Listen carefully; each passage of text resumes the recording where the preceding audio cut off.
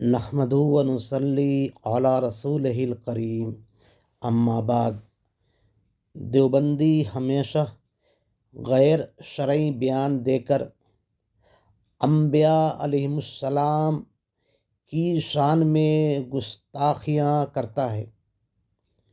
کبھی حضرت آدم علیہ السلام کو شنکر کہتا ہے تو کبھی منو، جبکہ یہ کسی بھی کتاب میں نہیں ملتا ہے۔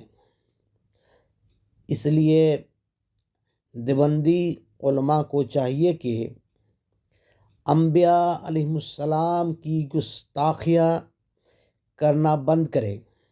وآخر دعوانا الحمد للہ رب العالمین۔